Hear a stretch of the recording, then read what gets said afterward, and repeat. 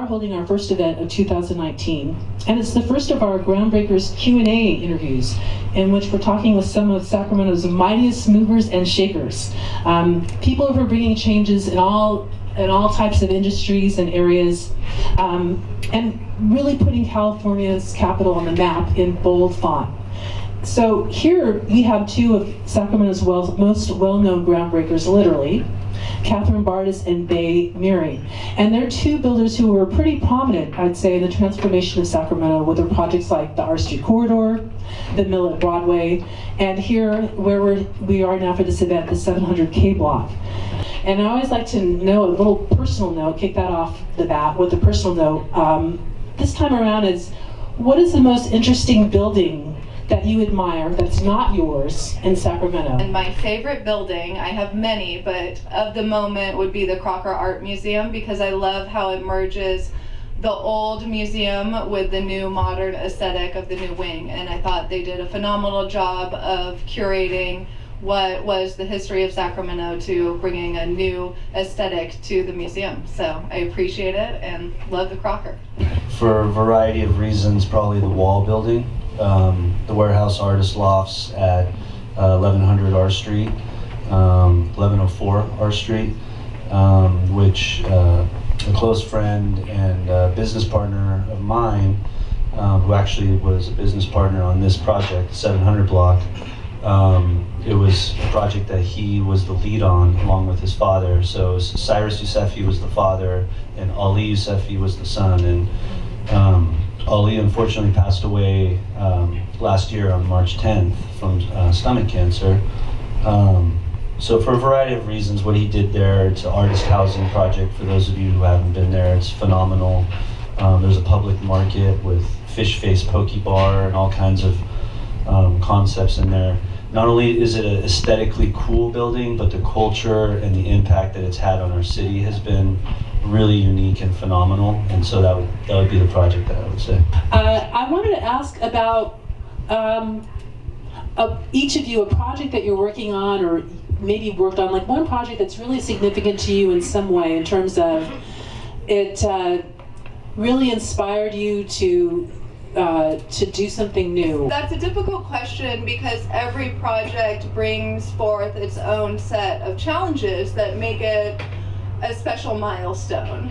But for me, the Mill at Broadway will always have a very special place in my heart, and because it was our first large project as a company together. And being able to pull off the first couple phases and see this old warehouse logging factory that really was underutilized, that nobody knew existed, turn into a thriving community that's continuing to grow and have new community members every day at this point is a really special thing, to turn something that was really nothing and see it as a place where over 300 people live. We're going to have a park, a marketplace, and seeing the liveliness and the heart and soul when you walk around is really special. Back in 2008, I stumbled on this opportunity, and it was the old historic Perfection Bakery building at 14th and R. And it was this two-story red brick building. It didn't have a sidewalk in front of it. There was heroin needles on the ground in front of it. It was in pretty bad shape, and I was just blown away by this building. I thought it could be a really cool mixed-use opportunity where we could have some exciting local businesses on the ground floor, and I can't emphasize the local enough, and then do some for sale, which there wasn't much for sale product at the time, and there still really isn't, in the grid up above. And so we went forward, we rehabbed this building. It had great bones, and along the way, some really exciting mini stories happened. I remember going to visit friends that were at Davis at the time, and they said, "Oh, we got to take you to this really cool place. It's called Burgers and Brew." I'm like, "Burgers and Brew? What's that?" And so we go there, and I was blown away. I find out it's the same people that own Crateville in Midtown. Meet them, and that led to them signing on to bring this, fast casual concept to 14th and R. fast forward a few months, and we had a little ad in the paper, restaurant space for lease, and we would get calls every now and then from people, tiny little ad. And Ed and Janelle from Magpie randomly called us one day from that ad. And at the time, they were sharing a catering kitchen off of Rio Linda with off Del Paso with 3 other caterers. And they wanted to open their own catering place restaurant. And so that led eventually to Magpie coming on board as one of our tenants at 14th and R.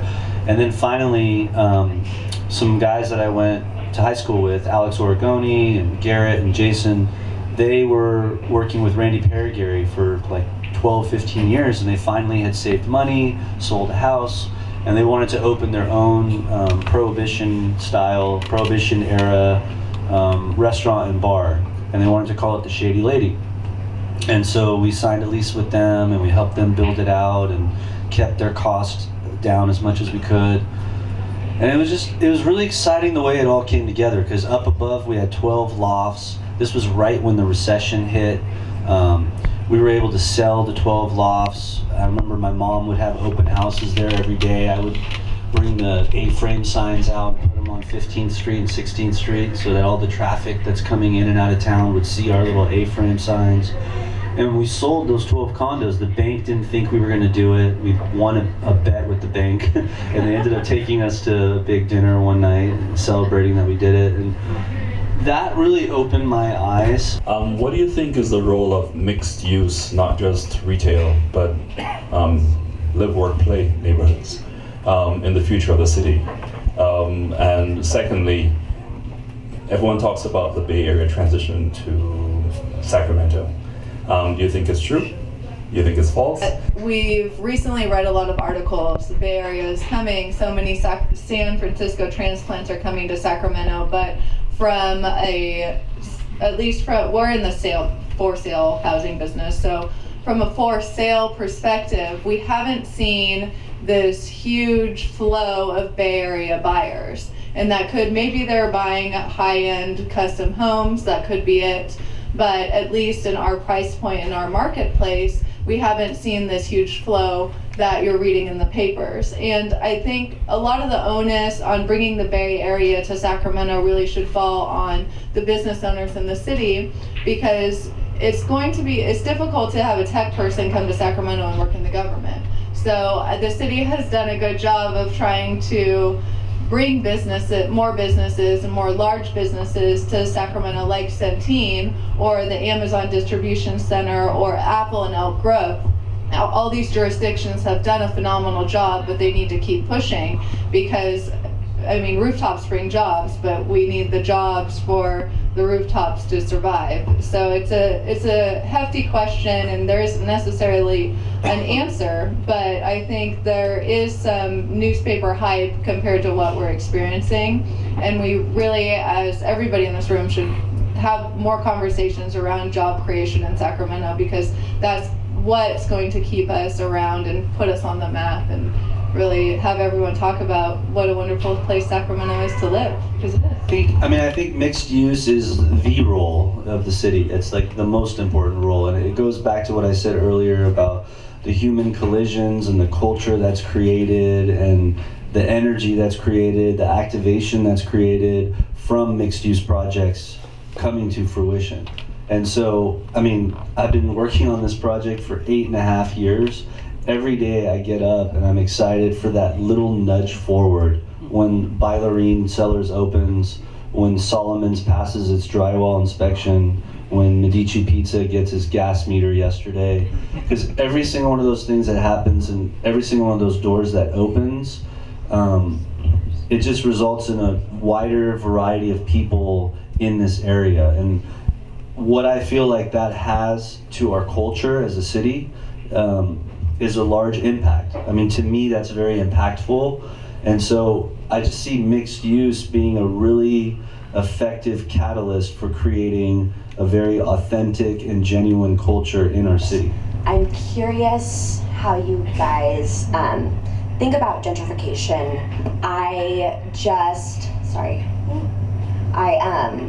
I just moved here from the Bay Area, so I may be raising rents. I'm really sorry about that. It's really great to be able to afford an apartment here. And we talk about gentrification a lot. And you know, I grew up in the Bay. I'm a middle-class white person, and I would still see new housing coming up in Oakland and think that's not for me. Like, I'll never be able to afford an apartment in that building. And so I'm curious how you think about that here. I know it's, you know, I love the idea of infill and urban living and mixed use, and it's eco-friendly and all of that. But I also wonder, you know, I know the mill project you talked about before is right near a bunch of subsidized housing and public housing, and so what does that mean for that community? Are they reaping the benefits of the new development in that area, or is it hurting them because once again they're going to become the casualty of development? It's definitely a difficult question, and also a timely and important question. Gentrification is a subject that we're both passionate about. You know, the developer, our job is to provide the framework, and the people, their job is to provide the community. And without the people, we wouldn't have these thriving, authentic communities like we do in Midtown and downtown and at the Mill. And so it's our role to remember that, and to remember the people that built these really cool spaces as we go to develop the community. And you know, you're never going to be able to avoid gentrification, because no matter what you do, if you're creating this cool, authentic environment, people are going to want to come, and it's going to become more expensive. And so our role is to keep going and trying to find the new, authentic place, and to prevent it from becoming overpriced. And that's probably impossible to do, but as we build these new communities, it's also important to involve the people that were there before we started. And so with the Mill, the public housing to the south and east of us, you know, that's owned by the state, so we're not going to push them out. I would like to say that they have benefited from our development there, because they have new streets, they have eyes on the street, so added security benefits. We're going to put in a 4-acre public park that is for everybody, and there'll be significant amenities for the entire area. And so I think it's important to also recognize the efforts that the developer goes through to provide amenities for everyone. Yeah, I mean, the only thing I would add to that is back to the whole importance of balance topic and theme. You know, there's projects that I've been a part of that have the highest rents in the city. They're the largest units, and they rent for the highest amount on a per square foot basis. And the reason they do is because they're large units, they have great views, they have all the bells and whistles, there wasn't a shortcut made, they have all high-end appliances, they give people everything they want, right? You want 3 cars with your place? No problem, right? That's our project at 15th and Q. But at the same time, we're, like I said, building places like this where almost all of the rents here are less than $1,000. A lot of them are $700, $800, $900 a month. I think the responsibility that developers have is to try to build as much housing stock as they can, if they're in that world, for as much of the demographic as they can capture.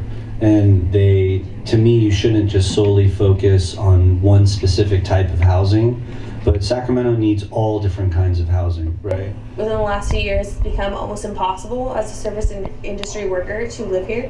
I personally don't live here anymore. Where do you live? I live in Roseville with my parents. I'm 31 years old.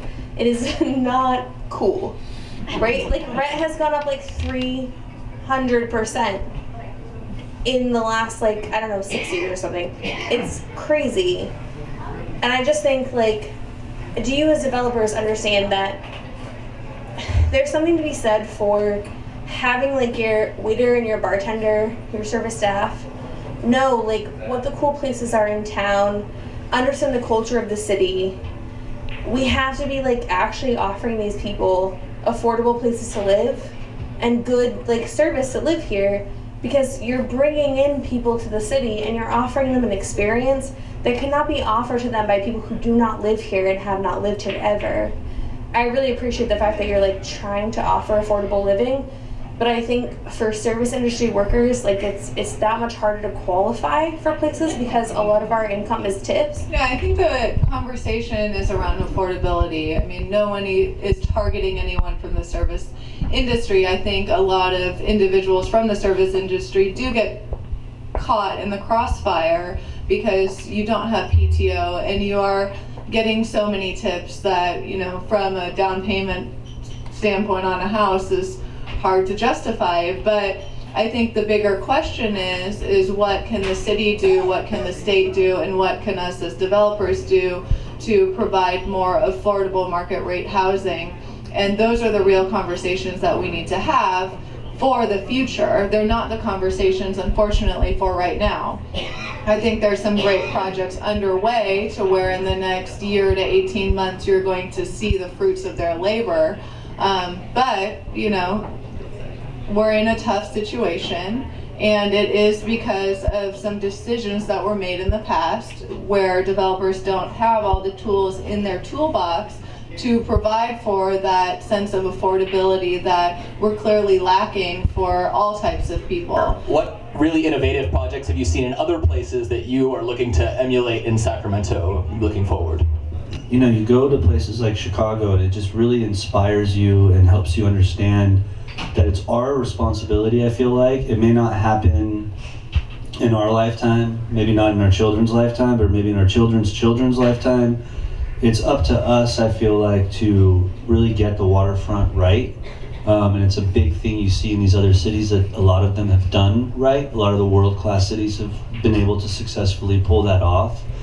And what they've done with their civic uses, I mean, you look at the Bean in Chicago. For those of you, next time you go to Manhattan, go to Hudson Yards, walk the High Line, and see what they're doing with Hudson Yards and the observatory tower called Vessel that's in the middle of it. It's incredible. And it's just, those are the types of things where you come back here, you know, we have I-5, for example, running right through our old Sacramento and our waterfront. And if there's a way we could deck over I-5 or reroute I-5, and those are the types of conversations I feel like we really need to have. We can't just say, oh, that's too expensive, forget about it. I feel like it's up to us for the generations to come to really try to do those, and those types of trips really make that exciting to think about. Most recently we went to Brooklyn and we went with the Metro Chamber on a study mission. I found that to be extremely interesting because it gave you the opportunity to study what other cities are doing in a successful manner and see how we can emulate that in Sacramento. And one thing that they were doing was they were focusing a lot on the artists and the makers. And Brooklyn really fostered that makers environment and had a number of makers studios. And I think being able to create a makers mart in Sacramento would be very special and also really successful because we have a lot of the makers show, pop-up shows and farmers market, but it doesn't seem like it seems like there's a huge community, but not necessarily a lot of space for people to go and create. And so I know both of us are really passionate about fostering the arts and helping the makers and trying to find a way to do that would be great for Sacramento. At the end of the day, you look back and you see places like this that J.E. Paino and his team have done at Ruhstaller, for example, and you're basically building community centers. You're bringing boxes and people to come and sit in these boxes and come together, and forces them to interact and to have events like this, and just that's the cool part of it for me. I wanted to say thank you very much, Katherine and Bay, for coming to talk to us about this and what you're doing for Sacramento. Thank you guys. Thank you so much.